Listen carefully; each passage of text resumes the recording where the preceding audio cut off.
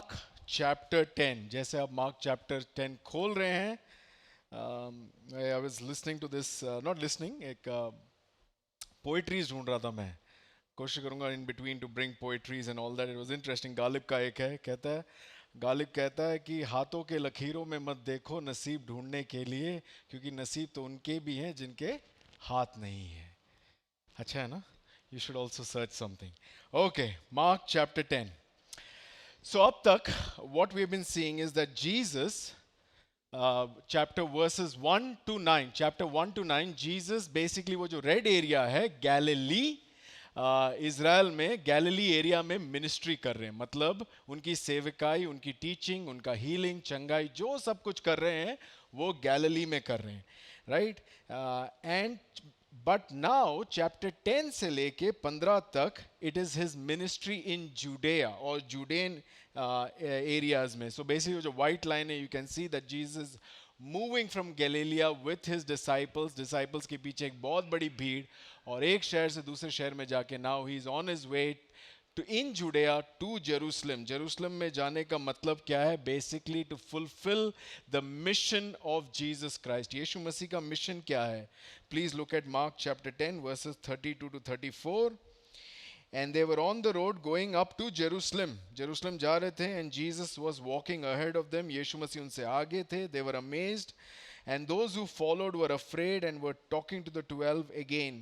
And he began to tell them what was about to happen. तो उसने बताने लगा कि Jerusalem is the place of worship for Jews. But यीशु मसीह उनको बताता है, देखो आने वाले टाइम में क्या होने वाला है. Look at verse 33. See, we are going up to Jerusalem, and the Son of Man will be delivered over to the chief priest. जो वहाँ के धर्मी गुरु थे, धर्मी शास्त्री थे, धर्मी याजक थे, Jesus will be hand over to them and they will condemn him. बोलेंगे कि यीशु मसीह आप दोषी हो, कंडेम करके यीशु मसीह को क्रूस में लटका देंगे, मार देंगे। And they will deliver him over to the Gentiles, अन्य जाति Romans, and they will mock him, हंसी मजाक उड़ाएंगे। And they will spit on him, Yeshu Masih के ऊपर थूपेंगे। एंड फ्लॉग हिम, कोड़ों से मारेंगे। एंड यीशु मसीह को बेरहमी से मार डालेंगे। एंड जीसस कहते हैं after 3 days he will rise. This is the mission of Jesus Christ. मृत्यु और मृत्यु के बाद फिर जी उठना. This is where Judean ministry is all about. ठीक है, ये हम बाद में देखेंगे. But आज basically we're going to cover a lot of verses, whole of chapter 10. Okay, before I go to Australia, I want to see how much we can finish the Gospel of Mark. And basically 5 चीजें हम देखेंगे, 5 different things. Okay, so one of this message is for you, or maybe all 5 messages, जो भी आपके life में हो रहा है. Mark chapter 10 verses 2 to 12 में हम सीखेंगे God's desire and design for every marriage. प्रत्येक विवाह के लिए परमेश्वर की इच्छा और योजना क्या है. मैरिज किसने बनाया?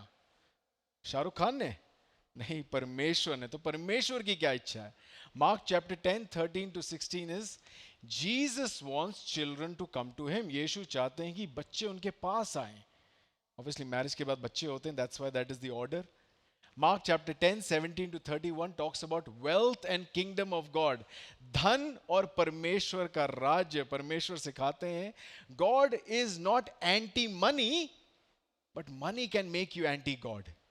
Interesting. तो इसके बारे में देखेंगे. उसके बाद we'll look into Jesus came to serve and sacrifice. यीशु मसीह ये बोलते ही नहीं है कि तुम सेवा करो. यीशु मसीह खुद दिखाते हैं पहले सेवा करके, बलिदान देके, so that everyone can follow. And end में we'll meet this blind disciple, एक अंधा भक्त जो यीशु मसीह को देख सकता है, right?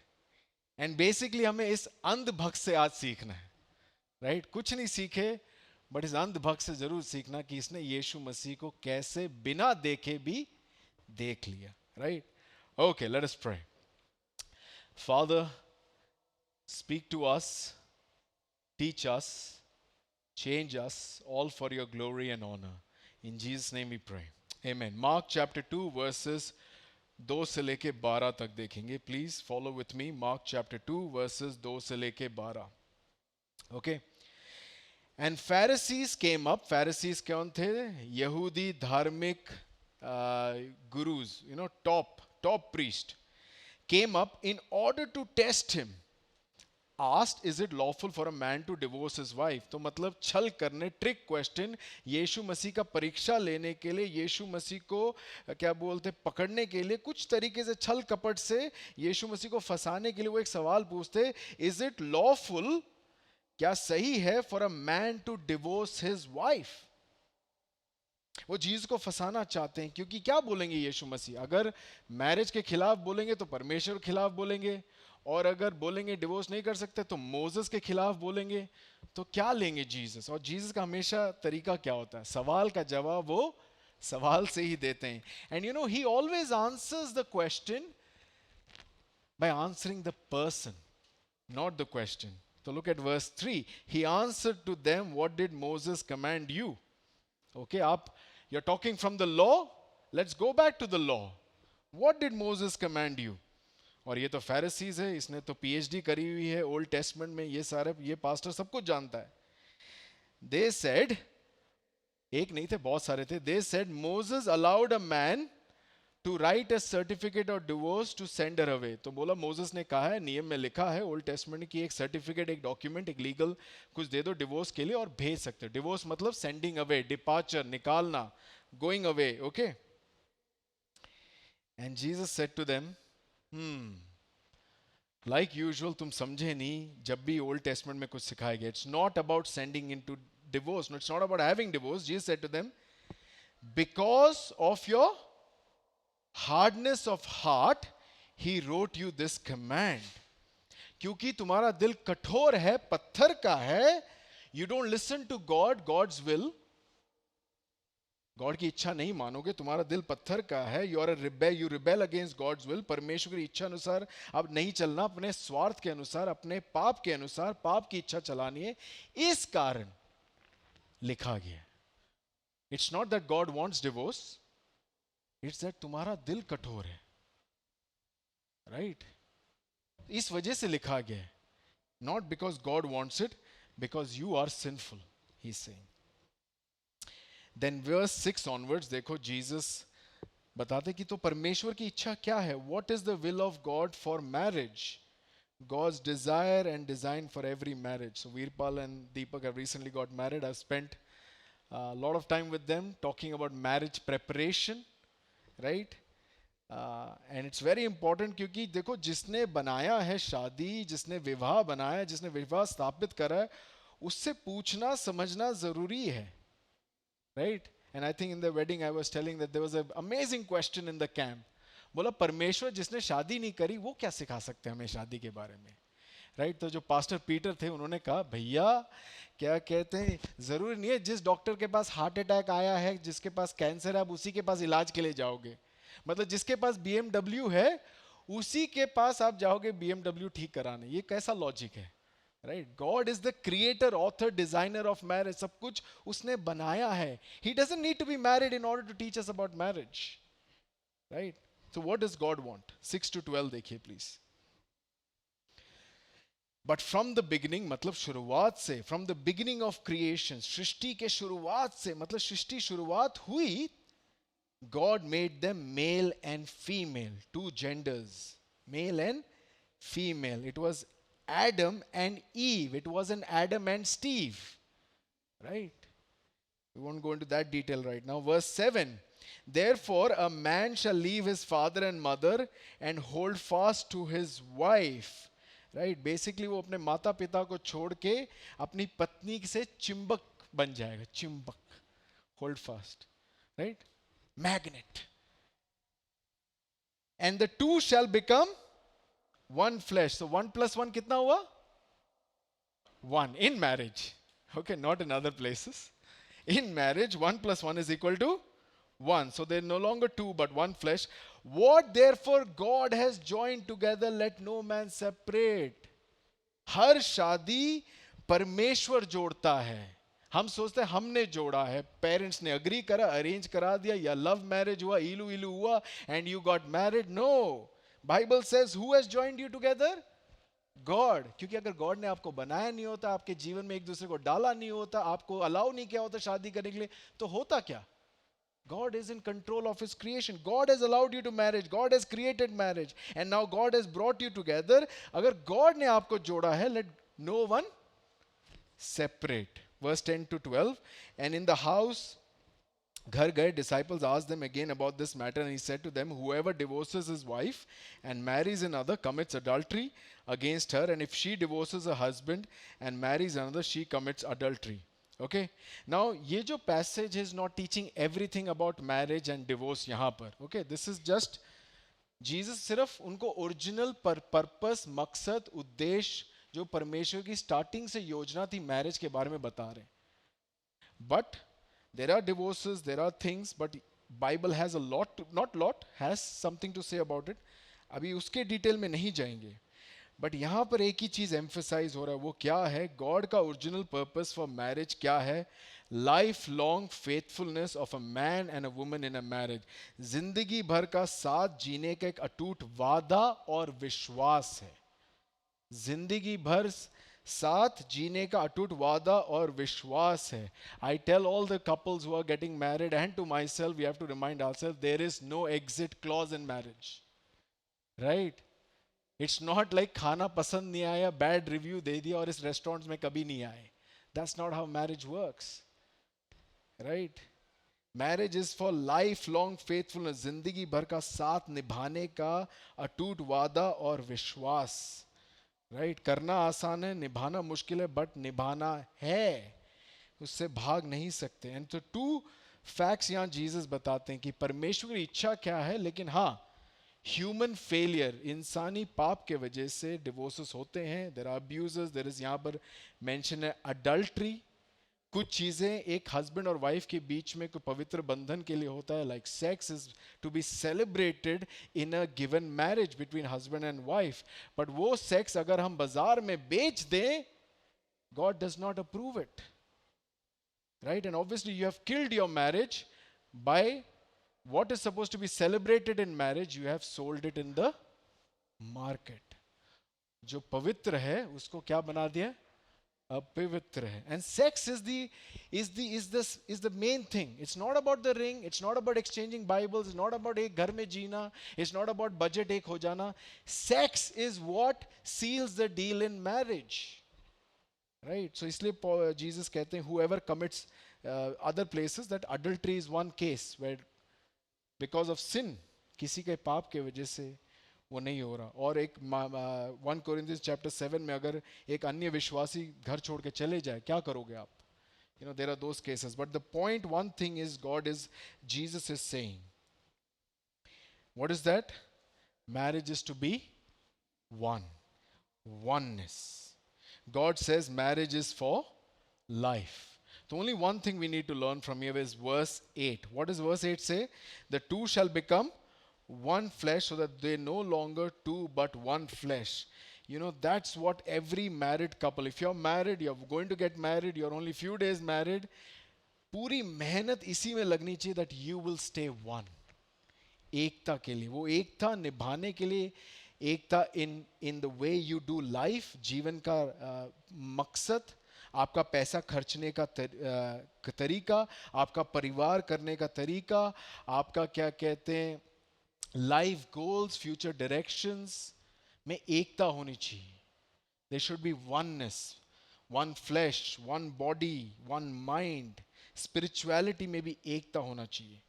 एंड वर्स 9 से हम क्या सीखते हैं? What therefore God has joined together let no man separate. और हमारी जिम्मेदारी, पूरी दुनिया की जिम्मेदारी, इवन चर्च की और सब परिवार का ये होना चाहिए कि हम इनके एकता में फूट ना डालें. Right? That is the responsibility of everyone towards married couples. You need to help their marriage to be one. Right? इसीलिए कहते हैं you are not suppose to come between an husband and wife. अगर एक husband अपनी wife की बुराई कर रहा है तो आप गांधी जी के बंदर बन जाओ. नहीं, मैं नहीं सुनूंगा. It's not allowed. Because you are entertaining disunity. Right?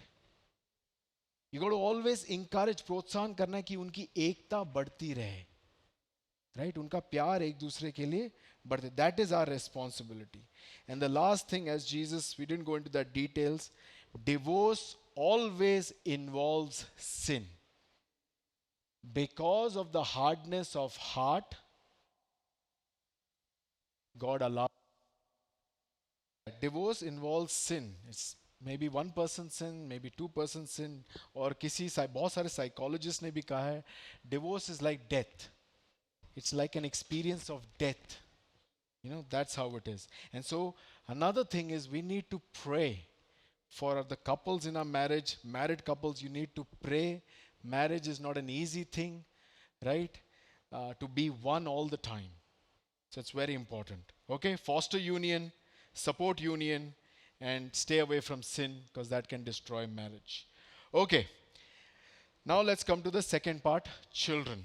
Okay, right after teaching on marriage comes the topic of children. Interesting baat hai because obviously God wants us to have children. God blesses us with children.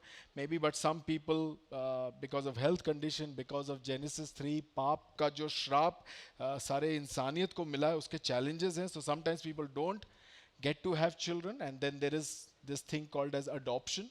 ठीक है, but God loves children. God created children. God wants children, right? Jesus wants children to come to Him, क्योंकि God also calls us children. तो थोड़े time पहले मैंने एक article लिखा था, Gospel Coalition India. You can look at it. Why are Indians idealizing the dink life? What is a dink life? Double income, no kids. मुझे भी पता नहीं था इसके बारे में. मतलब more money, more fun, no children, right? And it's really getting popular. You know who is Nikhil Kamath? Right? Nikhil Kamath is the guy. मैं उसका एक podcast सुन रहा था, कहते हैं Zerodha का वो. He's a billionaire, one of the youngest billionaires of India. वो कह रहा है, I don't want to have children. Right? I don't want to have children. And one of the reasons why they don't want to have children, most of them is, one is it's basically डर है. Right? डर है, किसी ना किसी का डर है. First डर है कि पैसा. You know, एक बच्चे को इस दुनिया में लाने के लिए X amount of पैसा चाहिए. So they don't want to have children. All right, this is me, people who are intentionally don't want to have children. Not that those who want to have children and not able to, that's a different thing.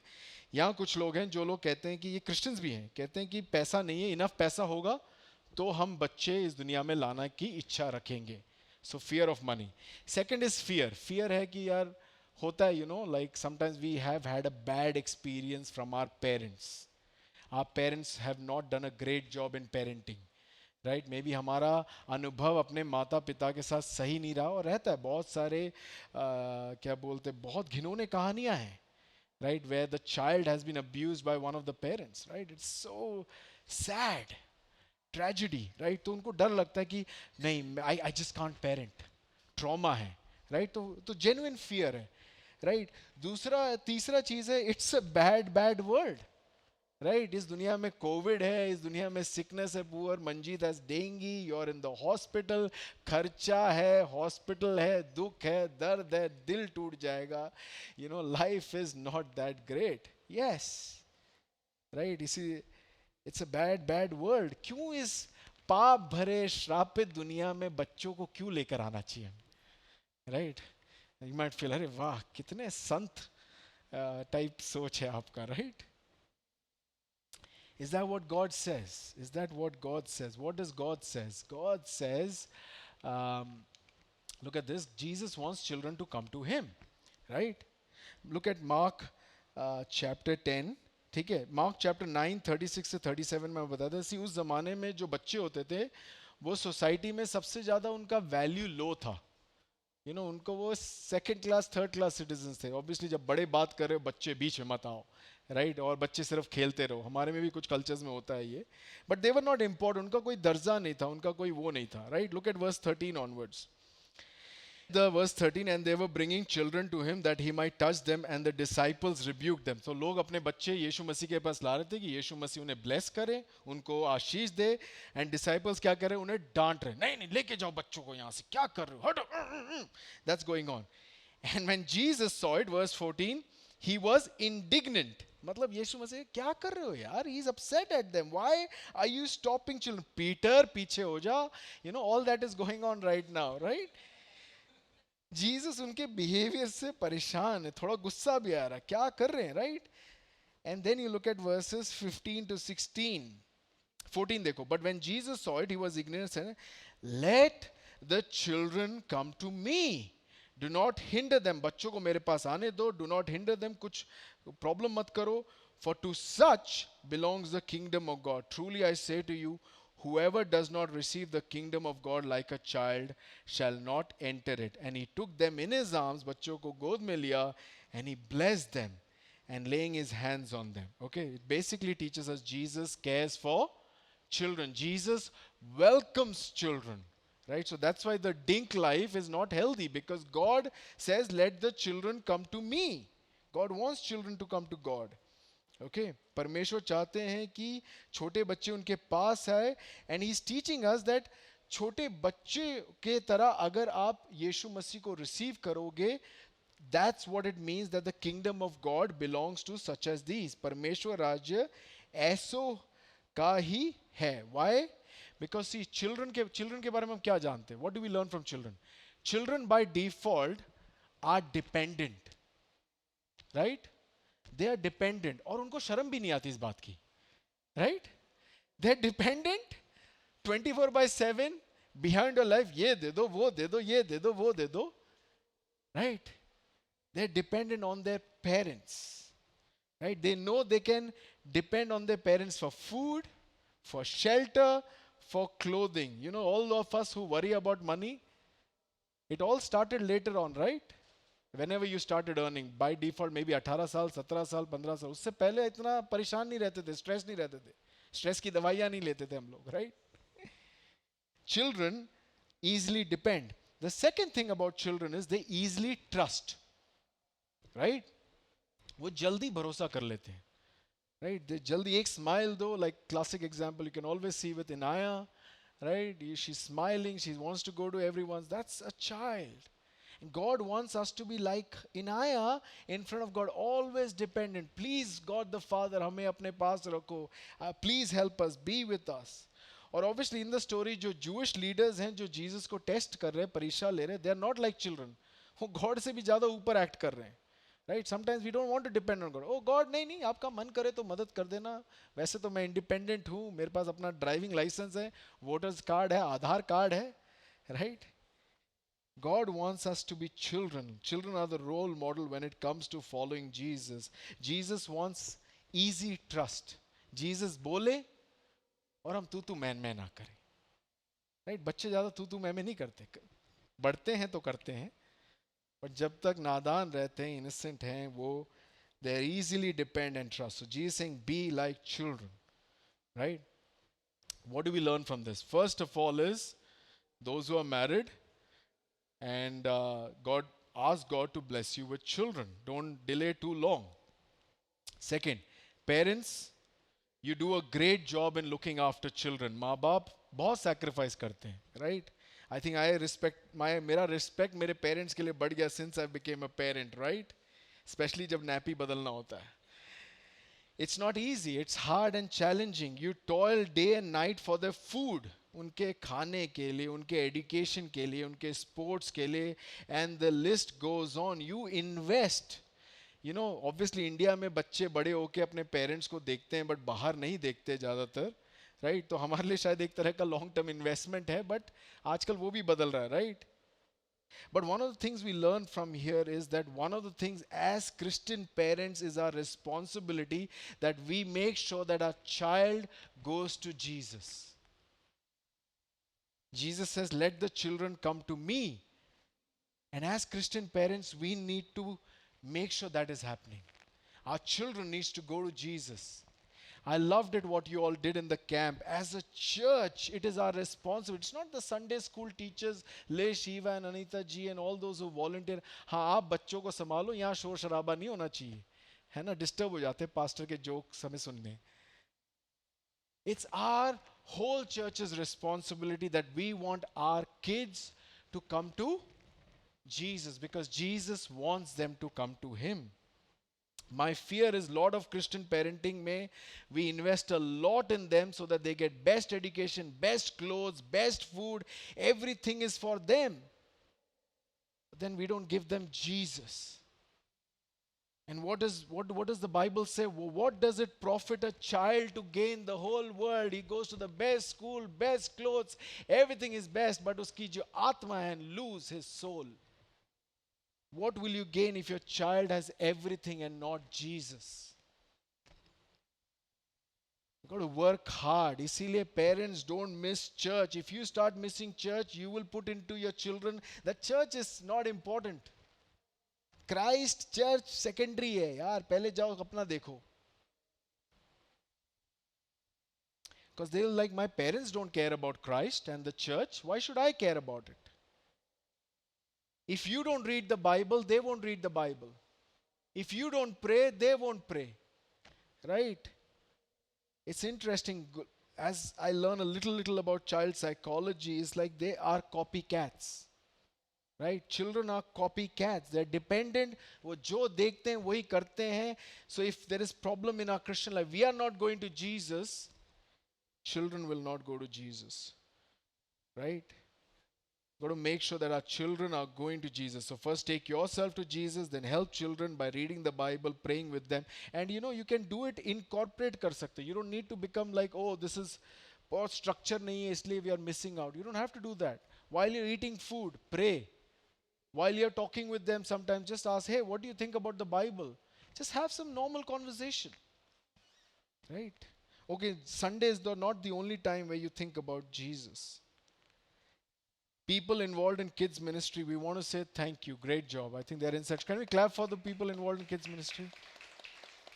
I think बाकी लोग अंदर है. You can go and say thank you, right? And we want to help them. And the last is, देखो यार, बहुत सारे लोग दुनिया में, especially इंडिया में भी ऐसे बच्चे हैं जिनको माँ बाप का प्यार कभी मिला नहीं. You know what does the Bible teach us? Bible teaches pure and undefiled religion before our God and Father is this: to look after orphans and widows in their distress, and to keep oneself unstained of the world. Our churches, I'm sorry to say this, even our church, we are weak at this. We don't look after orphans. We have no ministry among the orphans. अनाथ बच्चों के लिए ना तो हम कोई donate करते हैं ना हम कुछ करते हैं. If anyone has any ideas, any way, we should be. We are the only way they can experience the fatherly love. Right? Children and parenting. Jesus wants children to come to Him. Okay. Now let's come to another favorite topic. Paisa. Right? See, we all want to make money. Right? Is there anyone who doesn't want to make money? Then I don't know what you're doing in Gurgaon. Right? It's one of the richest cities in North India. And as I said, you've got to understand that God is not anti-money. Okay? God is not anti-money. But you've got to understand, money can make you anti-God. Right? Money has the power to make you anti-God. Let's look at verses 17 to 18.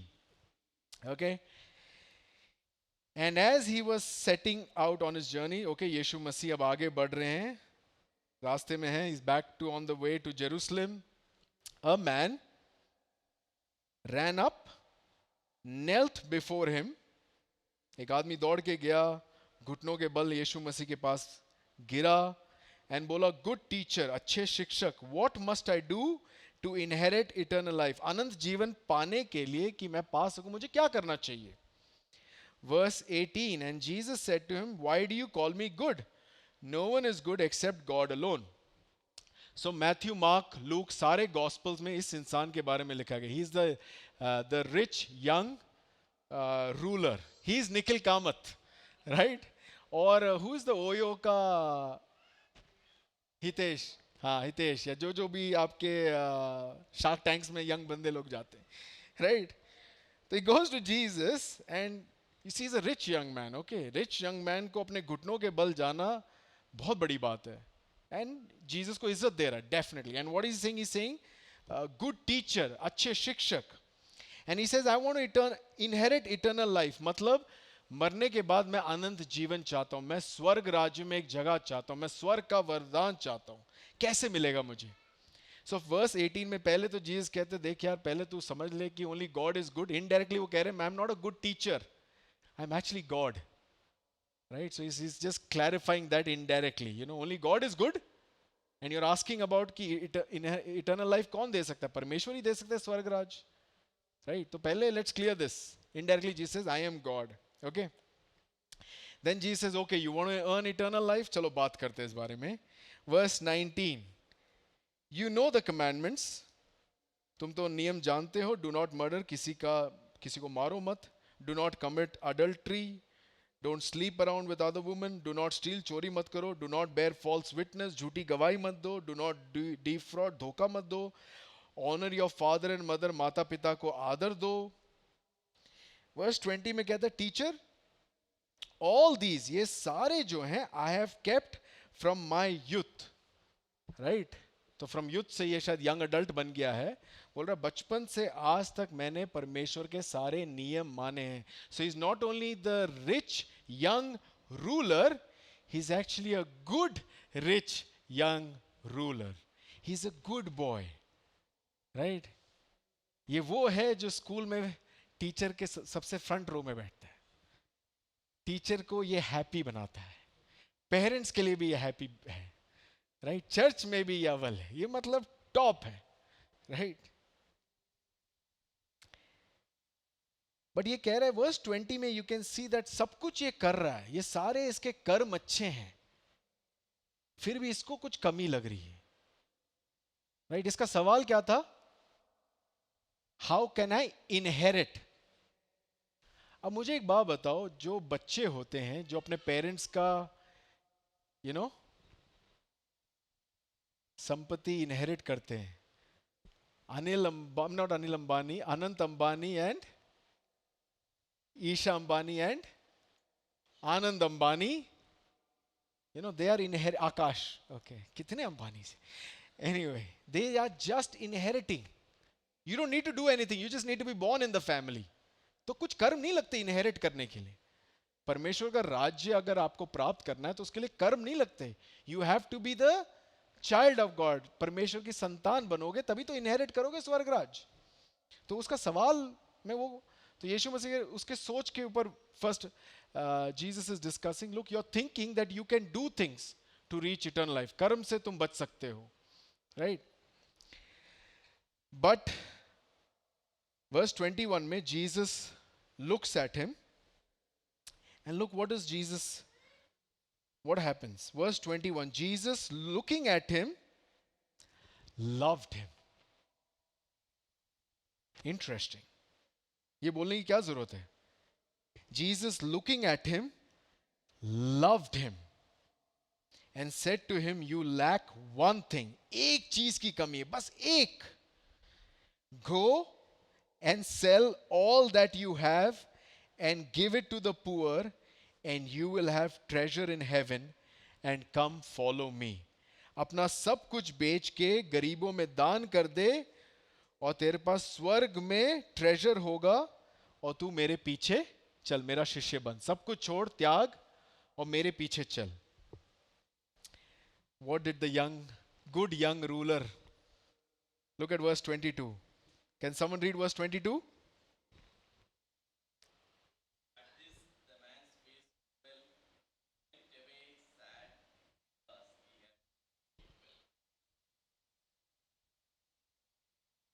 He went away sad. His face fell. मतलब उसका literally उसका face नीचे गिर गया. वो दुखी हो गया. वो घुटनों के बल भी नहीं, मुंह के बल भी गिर गया. Right? Sorrowful. And he went away. तो हो सकता, देखो, imagine the picture, you know, घुटनों के बल है, वो लेके पीछे पीछे धीरे धीरे करते करते रो के he's out of the picture. He is never to be seen. उसके बाद हमने इस आदमी के बारे में बाइबल में फिर कभी नहीं सुना. राइट, क्या ये फिर से वो कमांडमेंट्स मान रहा है आजकल या नहीं मान रहा? No idea. Right, like a little child, he didn't want to be dependent on Jesus. A child should be dependent on God, but this guy was dependent on his wealth. Jesus said, follow me. Like a little child, he didn't trust. He didn't trust the good. He's not a good teacher. Jesus बोला no, no, no, I am God. He's not trusting God. स्वर्ग राज मांग रहा है. स्वर्ग राज किसका है? परमेश्वर का. जो परमेश्वर इस दुनिया का राजा है. दुनिया के राजा से कह रहे मुझे आपके राज में आना है, बट उसके लिए मैं अपनी धन संपत्ति नहीं दे सकता. You want heaven, but you can give a small toy from earth to God. And why did Jesus say this? क्योंकि जीसस का बैंक अकाउंट लो है? नहीं, because Jesus loved him. Jesus knew if you what is heaven? Heaven is you have Jesus. कि Jesus है आपके पास. And Jesus कह रहे मैं अपने आप को I give you, I love you, you can take me. That's heaven, right? Heaven means it's being with God. It's being with Jesus. Jesus कह रहे मैं तैयार हूं अपने आप को तुझे देने के लिए, तेरा होने के लिए, कि तू मेरे साथ स्वर्ग राज में रहे, अनंत जीवन मिले, that you never die. Are you ready to have me? Right? But उसके और जीसस के बीच में क्या आया? उसका wealth, उसका धन दौलत संपत्ति. He was not like a little child. He didn't want to depend on Jesus. He didn't want to trust in Jesus. अब इस बात में डिस्कशन शुरू हो जाता है. Right? I've got a verse 23 onwards. And Jesus looked around and said to his disciples, how difficult it will be for those who have wealth to enter the kingdom of God. It's not impossible. If you're very, very rich, it's very hard to enter the kingdom of God. And the disciples were amazed at his words. वो लोग confused थे disciples, but Jesus said to them again, he said, children,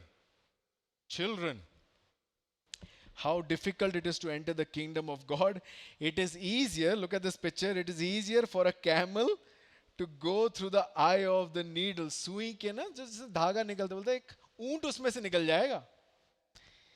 लेकिन जो बहुत अमीर है उसके लिए स्वर्ग राज्य में आना आसान नहीं है. Right? The fight is between loving God and loving money. And they were exceedingly astonished and said to him, then who can be saved? See, Jesus के early disciples भी अमीर थे. Okay, fishermen तो आप लोग सोच रहे अरे यार ये तो गांव वाले ये मछुआरे हैं. नहीं, they were middle class, upper middle class, catching fish. It was one of the primary occupation. और कुछ of Jesus followers क्या थे? Tax collectors. Right? Collectors थे, collectors. Like they were rich people. Right? तो वो लोग कह रहे फिर तो कुछ किसी का भी भला कोई नहीं बच सकता. Then Jesus looked and said, with man it is impossible, not with God, for all things are possible with God.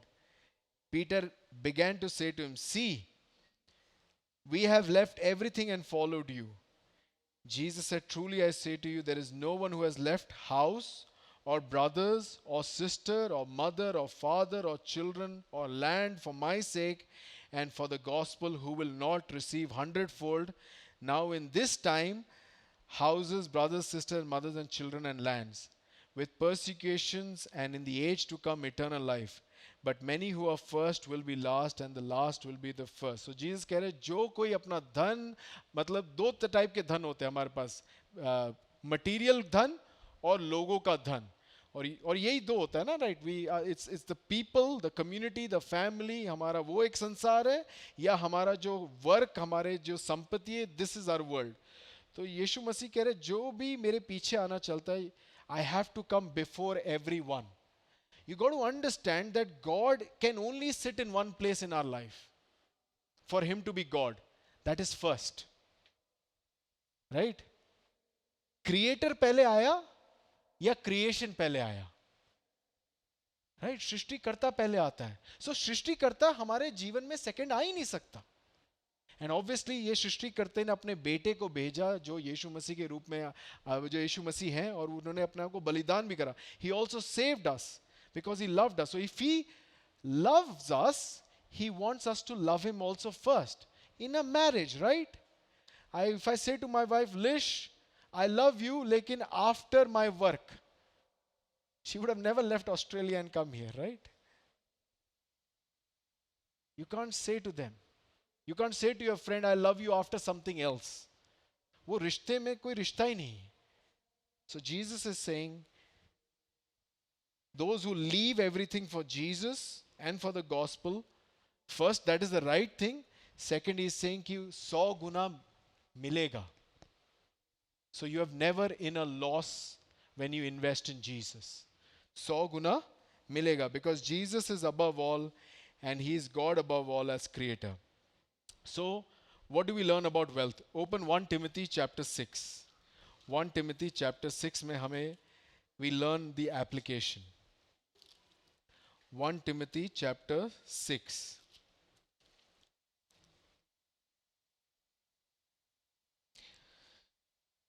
One Timothy chapter 6.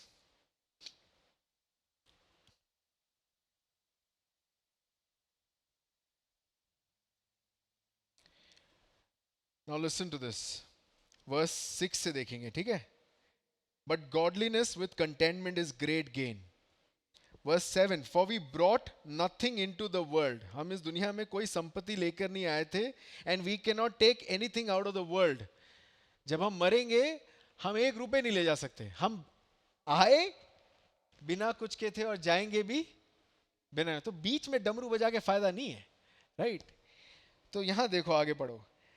But if we have food, खाना है, and clothing, कपड़ा है, with these we will be content. इससे हमें खुश रहना, एक contentment जरूरत है.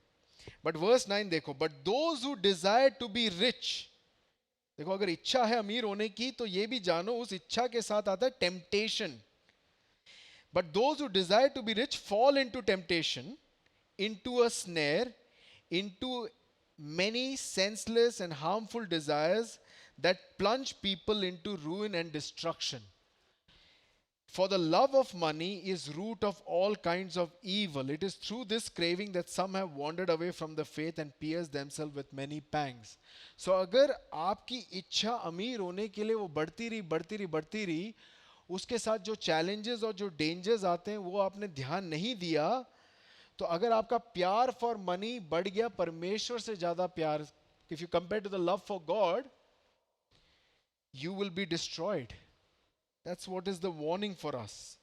It's not money is the problem, it's the love for money. Money should not replace God. And here in verse 17 onwards, dekho, it's not again, God is not against money, but look at this. As for the rich in this present age, charge them not to be haughty, not to set their hopes on the uncertainty of riches, but on God who richly provides us with everything. जो उसके पास पैसा है ना, God doesn't want you to be घमंड with that. You know, it's very common. I'll tell you where to see it. हम flight में travel करते हैं, right? When you travel, the first seats क्या मिलते? बिजनेस क्लास वाले, right? हम economy class वाले. बट कभी आपको बिजनेस क्लास वाला जो आयल से निकल तो कैसा फील होता है? दे लाइक, ओ वेलकमिंग तो नहीं होता ना, एक थोड़ा सा ऐसा लगता है उनकी नाक बड़ी है और ऐसे खड़े हुए हैं, है ना? That's what wealth does. अचानक से एक पावर, एक घमंड बढ़ जाता है हम पे, right? Even if you try travelling in business class, कभी आप लोग इकोनॉमी वालों को नीचे देखोगे, right? That's what wealth can do to us. So one is, if you have money, don't be haughty. घमंड मत करो. याद रखो परमेश्वर ने आपको दिया है. Verse 18, dare to do good. अपने पैसों से भला करो. To be rich in good works. Be generous. दानवीर बनो. Be ready to share. Thus storing up treasure for themselves as a good foundation for the future, so that they may take hold of which is truly life. Basically, God is a giver and God wants us to be a giver. Right? That is the way God has. इसलिए God blesses us so that we can bless others. Okay, so money should not come between God and us, and if we have money, then we should use it for God and for the people. That's why we have money according to the Bible. Okay, the final few things. But Jesus says in verse 31, coming to Mark chapter 10, but many who are first will be last, and the last will be first. Okay, now again, look at this. Jesus क्या कह रहे हैं? Many who are first will be last, and the last will be first. So Jesus always says, देखो तुम always do what is serving to others. Be a servant. But then Jesus shows this through his own life. Look at 33 say. See, we are going up to Jerusalem, and the Son of Man will be delivered over to the chief priest and the scribes, and they will condemn him to death and deliver him over to the Gentiles, and they will mock him and spit on him. They will flog him and kill him, and after 3 days he will rise. Right? So look at verses 43 to 47. Okay, sorry, 43 to 45. But it shall not be among you, but whoever would be great among you must be your servant, and whoever be first among you must be a slave of all. For even the Son of Man came not to be served, but to serve and to give his life as a ransom for many. तो यीशु मसीह ये कह नहीं रहे सिर्फ कि तुम last हो, तुम लोगों की सेवा करो, बट यीशु मसीह बता रहे मैं जो स्वर्ग राज्य का राजा हूँ, द सन ऑफ गॉड हूँ, मैं इंसान बना, मैंने स्वर्ग छोड़ा. I became a servant. I became like human. And सिर्फ स्वर्ग छोड़ के मैंने क्या करा? आप सबके पापों को अपने ऊपर लिया. So he didn't become the last. He became the worst. You got to understand. He took the sins of the world. And God hates sin. And इसीलिए यीशु मसीह को सारे पापों का दंड दिया on the cross. Right? जो हमने ये इमेज देखा था. On the cross.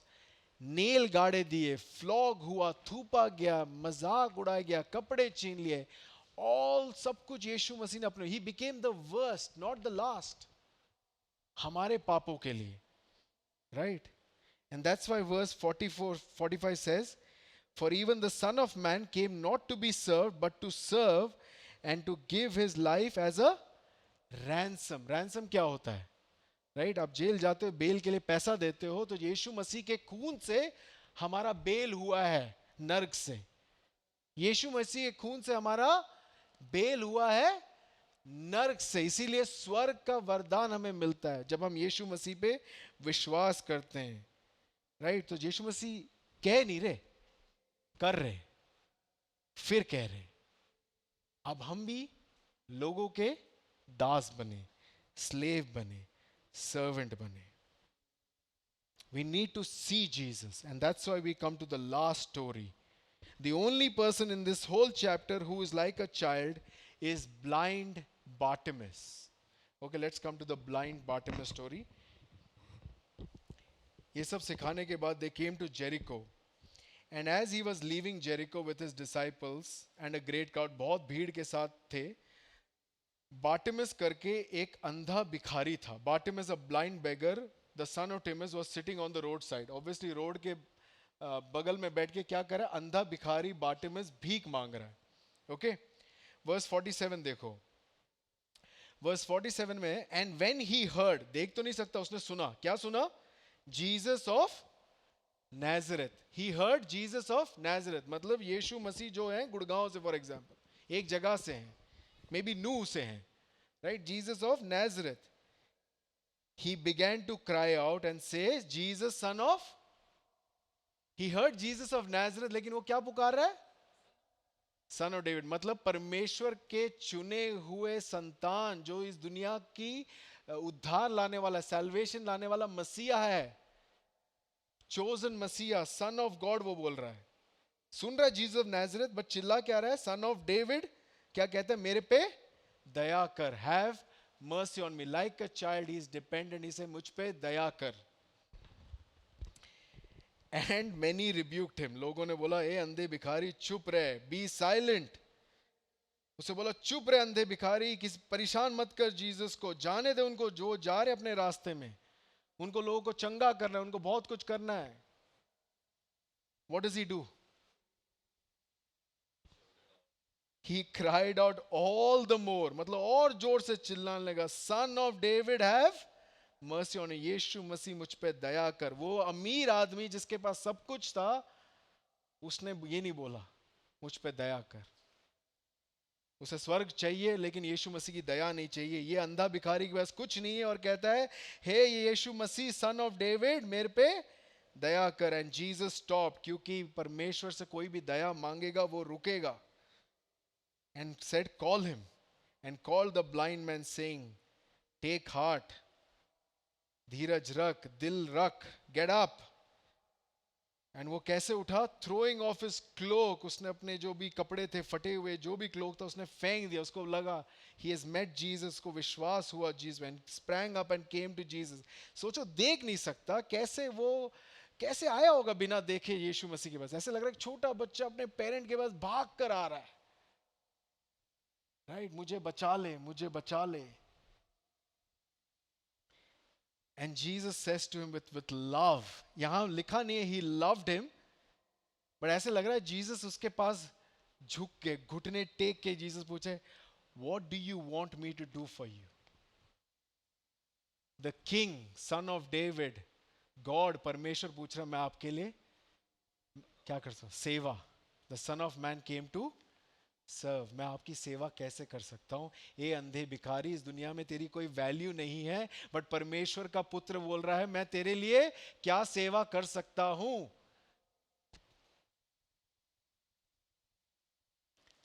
कहता है, blind man said, rabbi let me recover my sight. Some translation says, मैं सिर्फ आपको देखना चाहता हूं। I want to see you, help me see, right? Help me see Jesus. ये कोट था जो हमने कैंप में सीखा था, the best and the most beautiful things in the world cannot be seen or even touched, they must be felt with the heart. उसने यीशु मसीह को दिल से देखा और क्या मांगा? Have mercy on me. इस पूरे भीड़ में, इवन डिसाइपल्स को छोड़ के, सिर्फ एक ने यीशु मसीह को देखा और वो अंधा था. So what do we, the question for us is, do you see Jesus? क्या आप यीशु मसीह को देख पा रहे हैं? क्योंकि if you are able to see Jesus, you will be on your knees asking for mercy. But if you're not able to see Jesus, you'll go back sorrowful, दुखी जाओगे यहां से. Let us pray.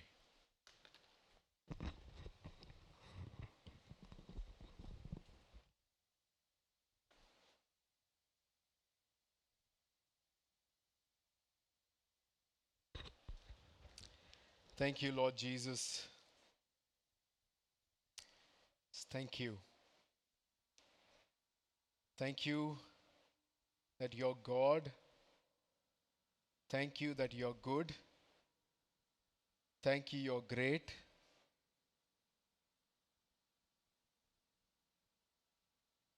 Help us to see you. Help us to know you. Help us to love you.